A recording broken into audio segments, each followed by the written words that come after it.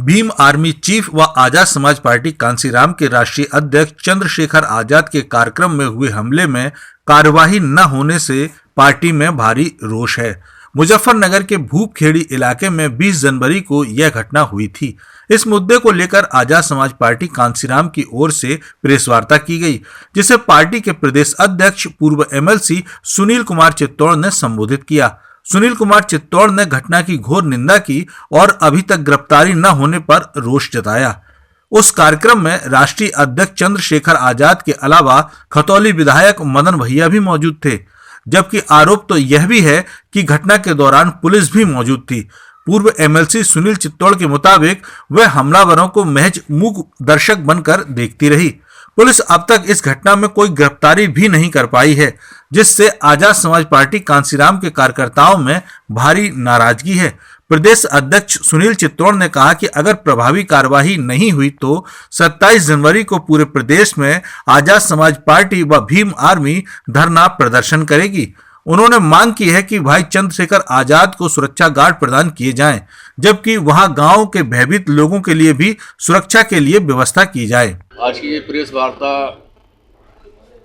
Azad Samaj party के राष्ट्रीय अध्यक्ष आदरणीय भाई एडवोकेट चंद्रशेखर आजाद जी, हमारी भीम आर्मी के संस्थापक भी हैं, भाई चंद्रशेखर जी पिछले 8 वर्ष से लगातार दबे कुचले शोषित पीड़ित लोगों की आवाज़ बुलंद करने का काम पूरे देश के अंदर कर रहे हैं। अभी उपचुनाव पश्चिमी उत्तर प्रदेश में हुए, खतौली विधानसभा मुजफ्फरनगर जनपद की है। वहाँ राष्ट्रीय लोकदल के राष्ट्रीय अध्यक्ष चौधरी जैन जी ने हमारी पार्टी से समर्थन मांगा, हमारी पार्टी ने वहाँ समर्थन दिया। हमारे राष्ट्रीय अध्यक्ष आदरणीय भाई चंद्रशेखर जी के निवेदन पर क्षेत्र की जनता ने बड़ी तादाद में मतदान किया। वह सीट 18,000 वोट से राष्ट्रीय लोकदल पिछले फरवरी के महीने में जो चुनाव हुआ 2022 में, उसमें हारी थी, लेकिन वही सीट हमारे सहयोग से 22,500 वोटों से जीत कर आई। तो क्षेत्र की जनता ने माननीय राष्ट्रीय अध्यक्ष जी को और क्षेत्र के विधायक मदन भैया जी को बुलवाया था। भूपखेड़ी एक गांव है वहाँ मुजफ्फरनगर जनपद में। उस गांव में बाबा साहब की प्रतिमा का गांव के लोगों ने अनावरण भी कार्यक्रम रखा था और गांव के और आसपास के सभी क्षेत्रीय जनता को धन्यवाद भी देना था। तो हमारी पार्टी के राष्ट्रीय अध्यक्ष आदरणीय भाई चंद्रशेखर जी और रालोद के वहाँ के विजयी विधायक मदन भैया जी और पार्टी के सभी वहाँ स्थानीय पदाधिकारी कार्यकर्ता बड़ी संख्या में वहाँ कार्यक्रम कर रहे थे। सभा स्थल के पास ही गाड़ियाँ खड़ी थी। तो कार्यक्रम के दौरान ही अचानक असामाजिक तत्व आए, लाठी डंडे और बहुत से ऐसे चीज़ें लेकर उन्होंने वहाँ गाड़ियों पर एकदम हमला बोला। लाठी डंडों से सभी गाड़ियों के शीशे तोड़े, लाइटें तोड़ी, गाड़ियों के साथ बड़े पैमाने पर तोड़फोड़ की, गाड़ियों को बेकार कर दिया। जब आवाज़ें हुई तो वहाँ हमारे लोग पहुँचे तो देखा पुलिस प्रशासन वहाँ मौजूद था। उनकी देखरेख में ये सब चलता रहा। भगदड़ हो गई।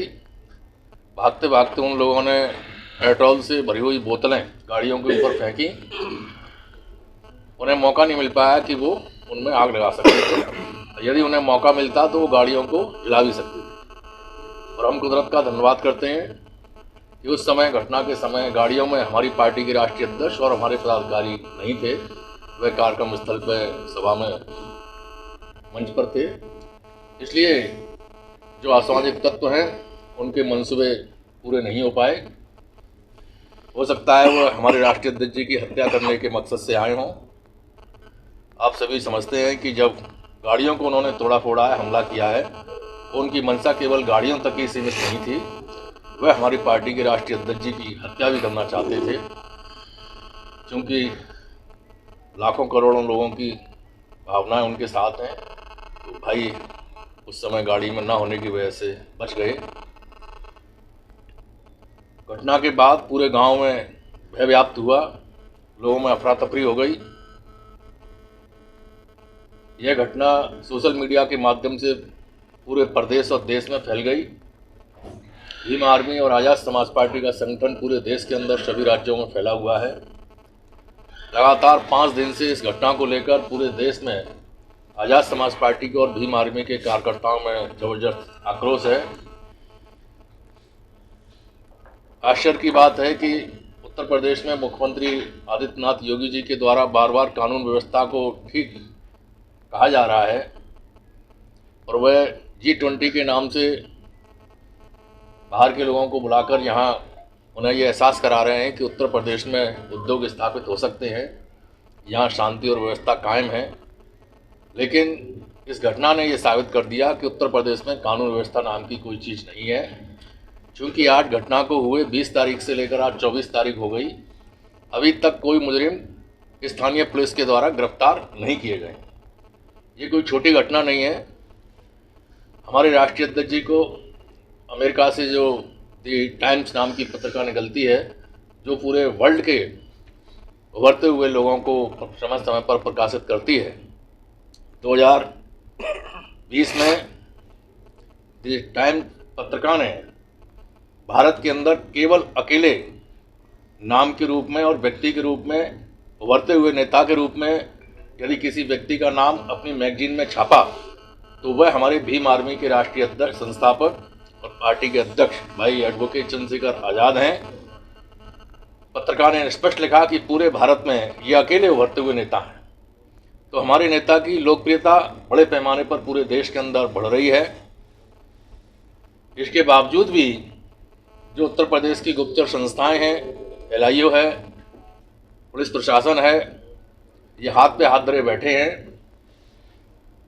इससे ऐसा लगता है कि बहुजन समाज के उभरते हुए नेताओं को इस देश का जो प्रशासन है, सरकारें हैं, वह आगे बढ़ना देखकर खुश नहीं होते हैं।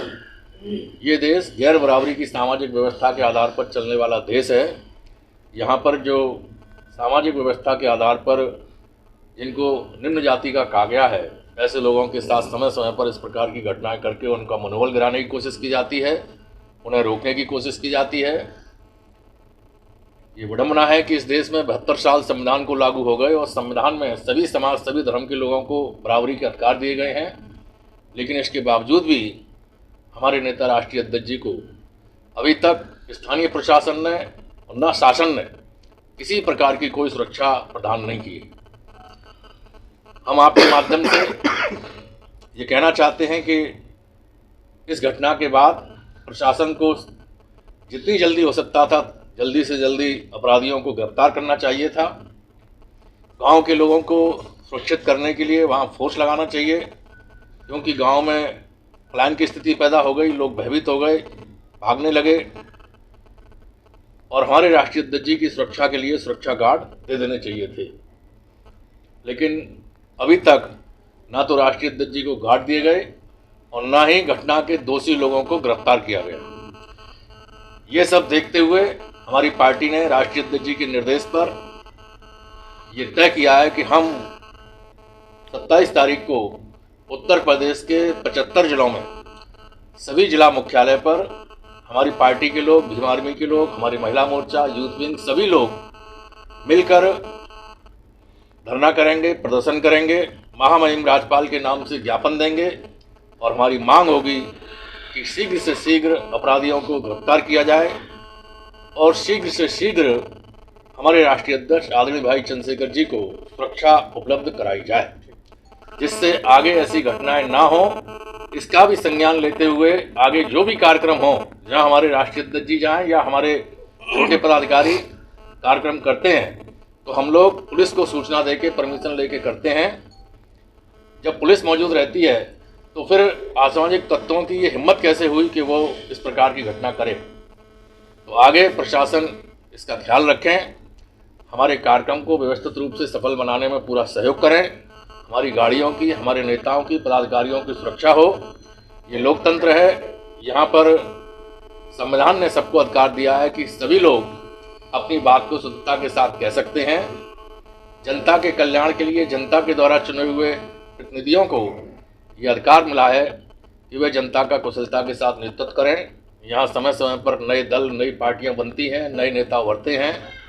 ये हमारे देश की लोकतांत्रिक प्रक्रिया है।